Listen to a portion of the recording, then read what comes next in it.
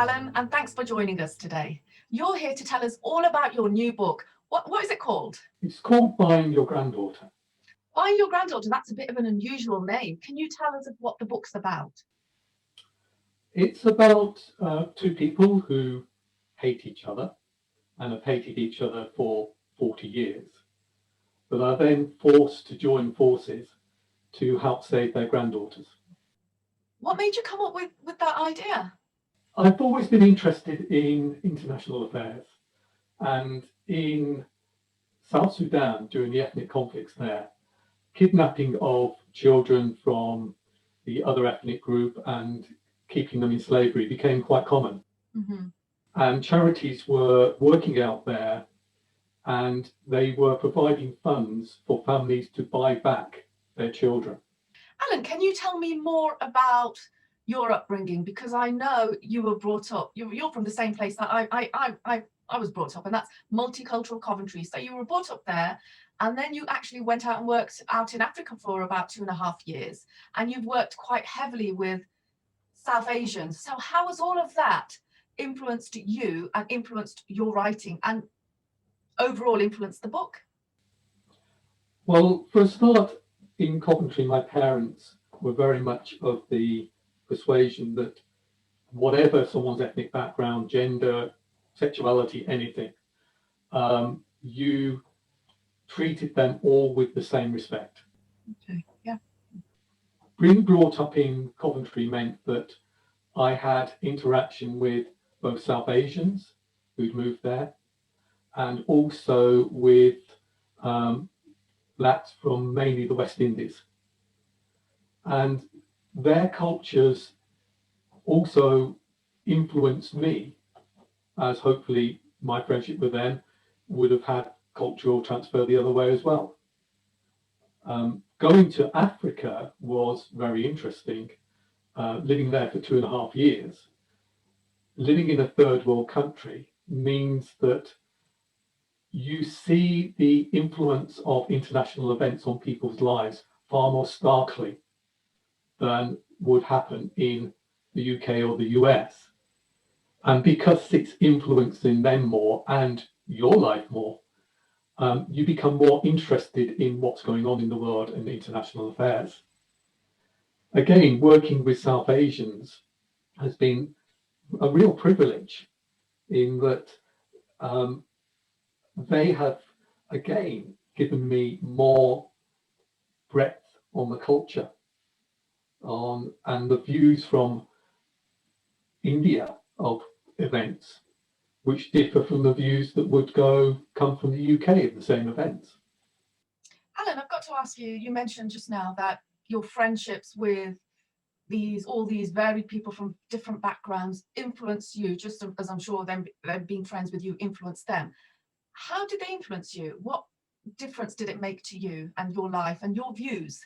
Well, particularly outside of the UK, you see the role of women being a massive issue. And you sort of go out there and you're appalled by certain ways women are treated. And then you come back to the UK and you realise, well, actually, it's not so good here either. And that really sort of brings things home to you in a way, perhaps if you haven't lived abroad, doesn't happen. And I think also the other thing you realise is ethnic inequality and racism are universal. You see racism abroad as well as in the UK.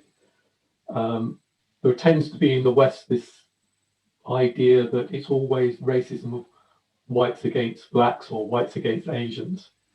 And you go abroad and you realise, well, yes, the same thing happens abroad with different ethnic groups.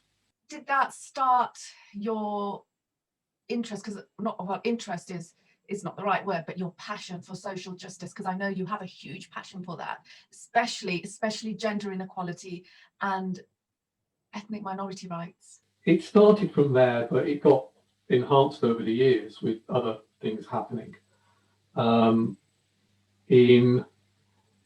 my mother worked for the civil service, and she was told that she had to work in a different area that civil service department ran in order to get a promotion.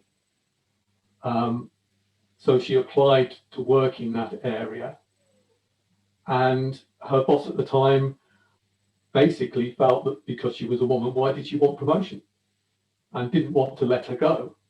And she had to actually fight to be allowed to apply for and go for this other position. That's crazy, isn't it? But it happens. It's happening in our world. So all these experiences, Alan, do they come out in the book? Because I know the book is a very, very gripping read, and you are highlighting issues that are happening around the world in your book, buying Your Granddaughter. Can you give us just a quick insight into what sort of issues you're highlighting? There are a number of issues. Slavery, particularly slavery amongst women, which is still going on. Also domestic violence, which is universal, sadly. Women's inequality, the downgrading of the role of women, which is a little bit more subtle. So you end up with women who are in jobs, and I personally was quite happy to work with women because I found that in general they were actually better than the men of the same grade, but weren't getting the same recognition and they weren't getting the same promotions. So Alan, strong women, yes, they've been the driving force for you, but tell me, and they've been a big source of encouragement, but tell me about the other people who have encouraged you along the way, along this whole process. Funnily enough, it's predominantly women as well. So for writing, it started with my English teacher, Miss Carpenter, who was lovely. She encouraged me, but I didn't really have the self-belief, even though I was getting the encouragement. And my mother has encouraged me all the way through. I've also had encouragement from an actress friend of mine, and also from a couple of women, one a writer and one not, who read the draft manuscript of the novel and encouraged me to put it forward for publication. So there's been a lot of women there who encouraged me. And when I was writing the book, I mean, my wife had to suffer, of course, with me not getting jobs done in the house, but she encouraged me as well. So that was really, really good encouragement, particularly from women. You mentioned to me earlier that self-confidence and self-belief is really important to you, because initially you didn't have the self-confidence or the belief in yourself or in your writing. Could you tell us a little bit more about that? Never actually before gone consciously into looking at getting a book published, because I didn't think I could write well enough. I've had 3 poems published, but they were other people putting forward for publication, not me. And I've had a short story published when I entered the short story competition. But this was the first time I've ever actually put something forward myself to be published. But it was the encouragement, particularly of the 2 women who read the draft manuscript, and the fact that I won my category in the short story competition and came 4th overall, that made me realise that actually I might be able to write. Well, Alan, I think you've proved to all of us that you definitely can write, because what you've produced is a very thought-provoking and gripping story.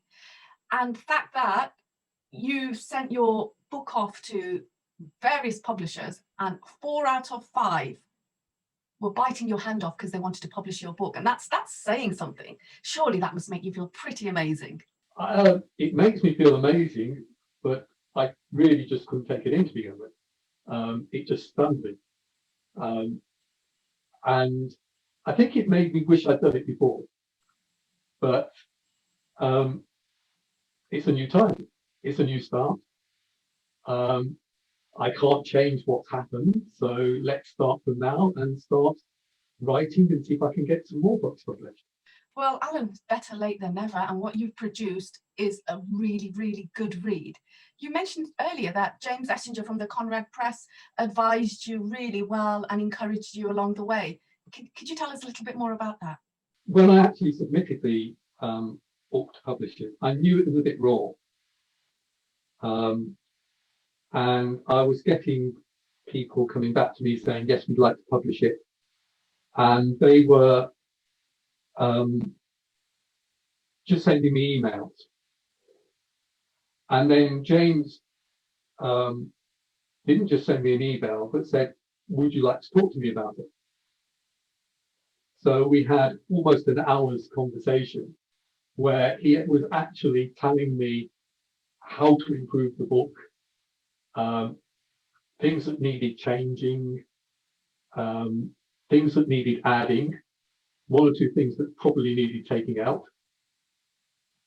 And it was really, really excellent advice and turned what would have been a good book into an excellent book. That's good, because that's what we want to hear. That's what we want to hear, and I'm sure James would be over the moon that he helped you produce this masterpiece. Going back to the book, Alan, I've got to ask you about the characters. Are they based on people you know? Are they based on family and friends? Are they based on people you met along the way through your life? How are they based? Who are they based around? And how did you come about choosing and forming the characters that you have in your book?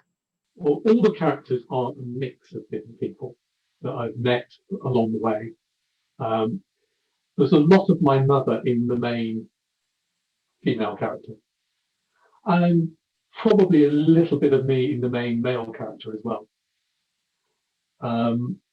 Also, but there's a lot that's not, but there's a lot of other people in there as well.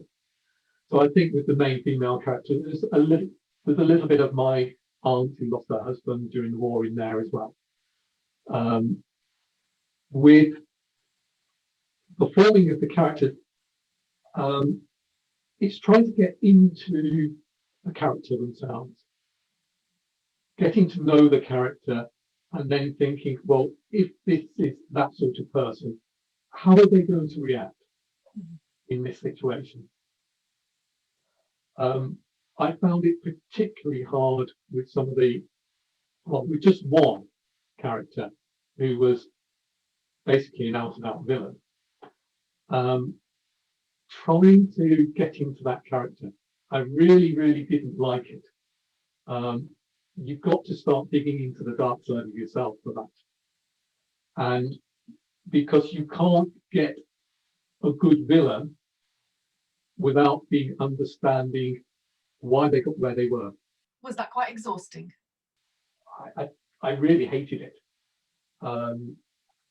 There's a few incidents in the book which really I really, really hate as well. But it would be unrealistic without the incidents, because you need those incidents in there to develop the character. You know, this is how they ended up being like this. And I've actually almost written them in a minimalist fashion, partly because I really couldn't bring myself to actually write the detail, and partly because I think with some things it's better left to the reader's imagination. You do know, Alan, it's going to fly out. I hope it's going to fly out. Can I ask you, what do you like doing in your spare time? First of all, reading. What sort of books do you like reading when you're not writing your own? And what authors have inspired you? What authors inspired you to write? I'm very eclectic in what I read. So, for instance, I like classics particularly Thomas Hardy and Shakespeare, and Jane Austen as well. Also science fiction, particularly Isaac Asimov and Anne McCaffrey. Then there's Tolkien and J.K. Rowling, Tom Clancy, Lee Child. One that's particularly, she's only written one book, and I really, really would like her to write another one, is the Har Diligani.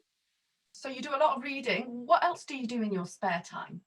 What are your hobbies? What do you enjoy doing? I bake, Nice. mainly bread, but also sometimes cakes and tarts. And I run. I started running when I retired, and then did my first marathon when I was 60. So you keep yourself busy because you're saying that you travel a lot as well. We love traveling, my wife and I. We haven't been able to do it for the last year, of course, but we love, both of us love different cultures. We've both had a lot of interaction with different cultures during our work life as well as when growing up. Mm-hmm. And we really, really enjoy that aspect of traveling. So we've been India, Thailand, New Zealand, US, Canada, Australia, loads and loads of different places. Plus, in fact, we actually met in Germany, even though we're both English. Wow, so you do a lot to keep yourself busy when you're not writing. Now, going back to writing and your book, I've got to ask you, does it have a happy ending? And also, tell us a little bit more about the story. I would say there's a contented ending rather than a happy ending. Happy ending seems a little bit twee when you're talking about people losing a lot during their lives. You can't bring back the dead. But the two main characters have both, one through necessity and one through greed, have been oriented towards their work lives all the time, primarily. And then they've neglected family. So the ending really is them coming to the realization that they need, what's important in life is their families, and they need to actually devote the time to their families and getting to know them in some senses for the first time. Alan, I would like you, before we go, to describe your book, Find Your Granddaughter, in 5 words. Okay, a gripping, thought-provoking, enjoyable story. We can't wait to get our hands on your book and read it. It's available from the 8th of March. It's available to buy from Conrad Press. Is that right? It's the week of the 8th of March, 2021, from Conrad Press. Alan, it's been really, really good to have you on. And it's been amazing to hear about your book, Find Your Granddaughter. A few more words before you go, before we say goodbye. I loved the process of writing this book. And I put a lot of emotion and love and effort into it. Like life, not everything in there is plain sailing. Mm-hmm. Like life, writing the book is not plain sailing. But you have to go in there, and to produce a good product, you have to work at it. It's taken 12 or 13 complete edits of the book to get it into a format and a composition that I'm happy with to actually have published. Well, thank you, Alan. And it's been an absolute pleasure to have you on today. Thank you so much for your time. Thank you. Thank you.